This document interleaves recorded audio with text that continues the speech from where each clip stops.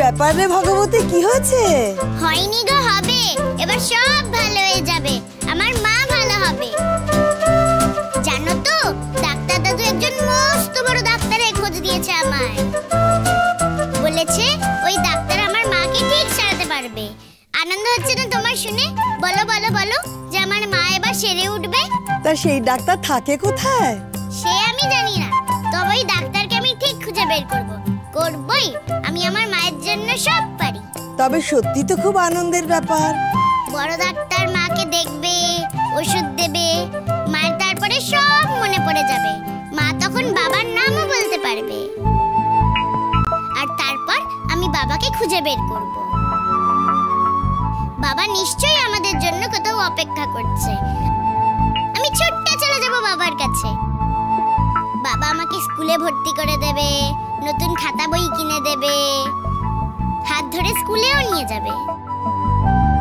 আর যাওয়ার পথে আমাকে বেলুন কিনে দেবে। তারপরে গরম লেগে ঘাম গড়ালে সেটাও রুমাল দিয়ে মুছিয়ে দেবে। কি মুছিয়ে দেবে না বড় ঠাম্মি? নিশ্চয়ই দেবে রে মা।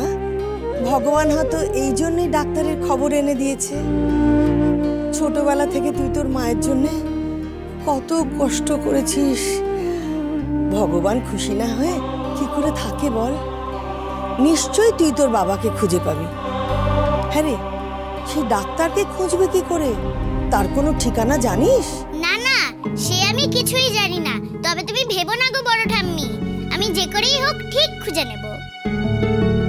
কাল সকালবেলা আমি মন্দিরে যাব, ঠাকুরকে ডাকবো যাতে বড় ডাক্তার বাবুকে খুঁজে দেয়। বড় ঠাম্মি, তুমিও আমায় আশীর্বাদ করো।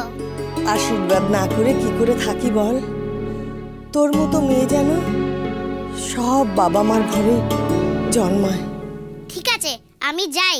খবরটা টিপু, মিনতি পিসি, সারদা দিদা, বস্তির সবাইকে জানিয়ে আসি যে আমার মা এবার ভালো হয়ে যাবে। চলো তো আলতা দিদি। কে কোথায় আছো গো? শোনো, আমার মা ভালো হয়ে যাবে। ব্যাপারটা ঠিক কি? দুর্গার কাছে জানতে হচ্ছে শ্যান্নাল ডাক্তার ঠিক কি বলেছে। দুর্গা, এই দুর্গা, এই তো। বলি ব্যাপারটা কি রে? ভগবতী বলছে সে নাকি মস্ত এক ডাক্তারের সন্ধান পেয়েছে, তাকে নাকি খুঁজতে যাবে। কাল সকালে নাকি মন্দিরে যাবে, ঠাকুরকে বলবে ঠাকুর যাতে ওই ডাক্তারকে পাইয়ে দেয়। ডাক্তার কাকা যে কি করলো না, ওই মেয়ে তো একেই খেপেছিল, আরো খেপিয়ে দিয়ে গেল। দেখুন চিনি নতুন অধ্যায় 24শে সেপ্টেম্বর থেকে প্রতিদিন রাত 10:30টায় স্টার জলসায়।